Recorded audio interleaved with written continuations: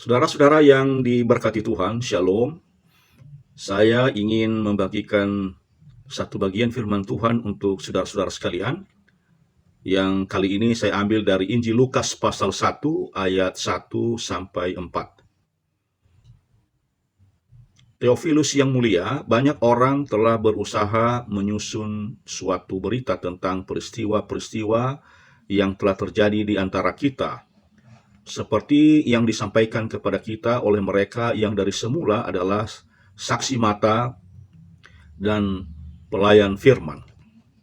Karena itu setelah aku menyelidiki segala peristiwa itu dengan seksama dari asal mulanya, aku mengambil keputusan untuk membukukannya dengan teratur bagimu, supaya engkau dapat mengetahui bahwa segala sesuatu yang diajarkan kepadamu sungguh benar. Nah, saudara-saudara yang diberkati Tuhan, dalam firman Tuhan ini ada dua tokoh yang kita kenal dan boleh menjadi panutan bagi kita sebagai orang percaya dan sebagai hamba Tuhan, yaitu Theophilus dan Lukas. Nah, saudara-saudara, Theophilus ini banyak orang memberi pandangan tentang siapakah dia, karena memang di dalam Alkitab tidak dijelaskan siapakah sebenarnya Theophilus ini. Ada orang yang mengatakan bahwa Theophilus ini adalah salah seorang pejabat tinggi di pemerintahan Romawi, sehingga Lukas memanggil dia yang mulia. Tapi satu hal yang kita pelajari dari kehidupan Theophilus, saudara-saudara, terlepas siapakah dia dan apa jabatannya yang sebenarnya, bahwa dia ternyata seorang yang selalu rindu mendengarkan berita tentang Yesus dan pelayanan Tuhan Yesus.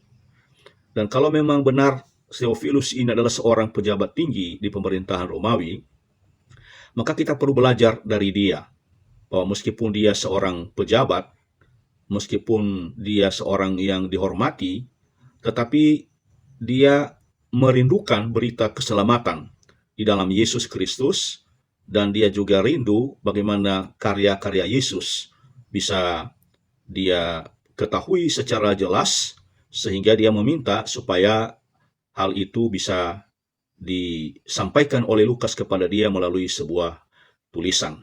Itulah sebabnya Lukas menulis dua kitab yang dialamatkan kepada Theophilus, yaitu Injil Lukas dan Kisah Para Rasul.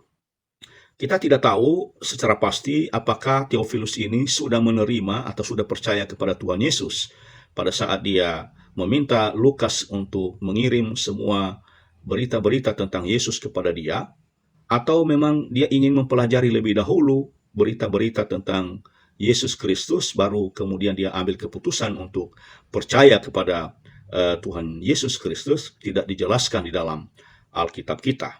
Tetapi sekali lagi, yang jadi pelajaran bagi kita dalam kehidupannya, bahwa dia sangat luar biasa.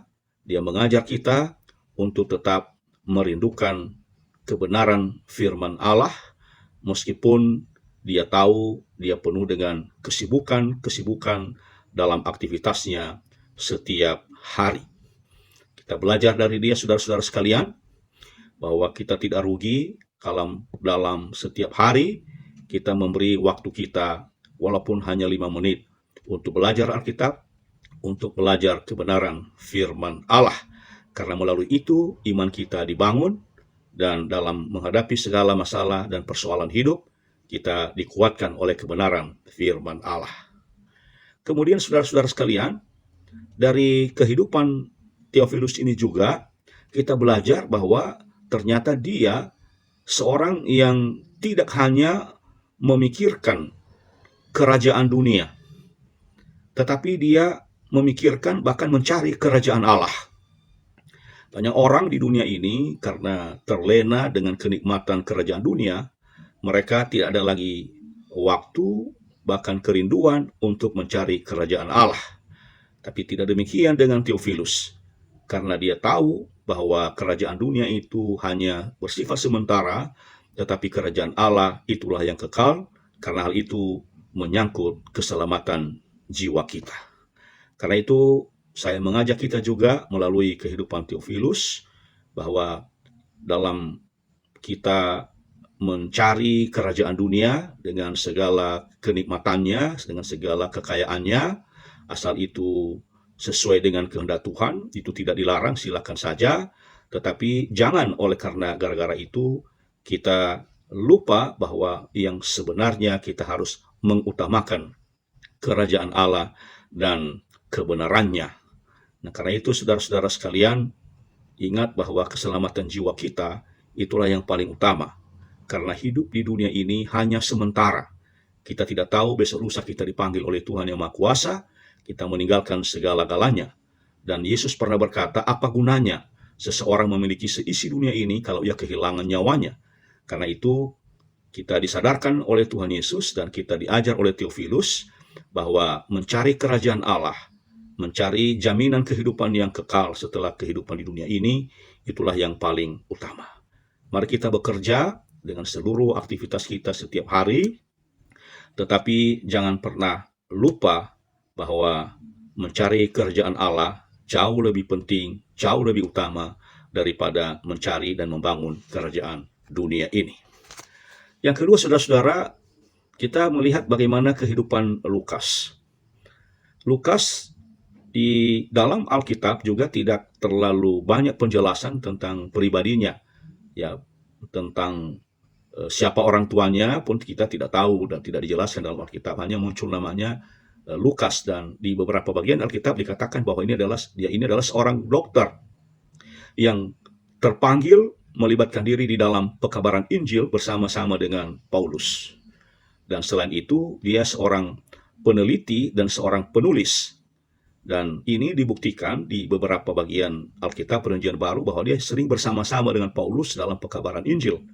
Kemudian 2 kitab yang ditulisnya yang menurut dia setelah dia selidiki, artinya bahwa ini seorang peneliti, bukan hanya sebagai seorang dokter, bukan hanya sebagai seorang penulis, tapi dia juga seorang peneliti yang kemudian hasil penelitiannya itu dibukukan dalam 2 kitab, yaitu kitab Injil Lukas dan kitab Kisah Para Rasul, yang kedua-duanya pertama sekali dialamatkan atau dikirim kepada Theophilus yang mulia. Dari kehidupan Lukas juga kita perlu belajar, saudara-saudara sekalian, bahwa profesi apapun yang Tuhan karuniakan kepada kita, profesi apapun yang Tuhan berikan kepada kita, mari kita gunakan itu untuk melayani Tuhan Yesus, untuk melayani sesama. Karena melayani Tuhan Yesus, itu kita harus buktikan, kita harus praktekkan melalui melayani sesama manusia. Dan kita melihat di sini bahwa Lukas tidak hanya melayani dari sisi medis, tapi dia juga bersama-sama dengan Rasul Paulus memberitakan Injil keselamatan kepada banyak orang, supaya orang-orang yang belum mengenal Yesus boleh mengenal Yesus dan percaya kepada Yesus dan menerima jaminan kehidupan yang kekal.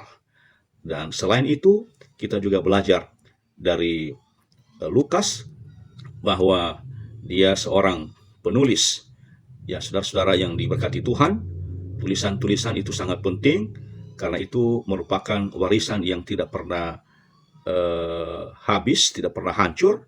Itu bisa dibaca oleh setiap generasi, apalagi kalau kita bicara tentang masalah tulisan-tulisan yang berkaitan dengan pembinaan rohani, itu sangat penting, baik itu tulisan-tulisan kita di media sosial, di internet, maupun tulisan-tulisan kita melalui buku-buku. Itu sangat penting sekali. Kiranya firman Tuhan yang saya sampaikan pada pagi hari ini atau pada hari ini boleh menjadi berkat bagi kita semua. Intinya, marilah kita menjadi orang yang bermanfaat bagi Tuhan, bagi kerajaan Allah, dan bagi sesama, sama seperti Theophilus dan Lukas. Tuhan memberkati. Amin.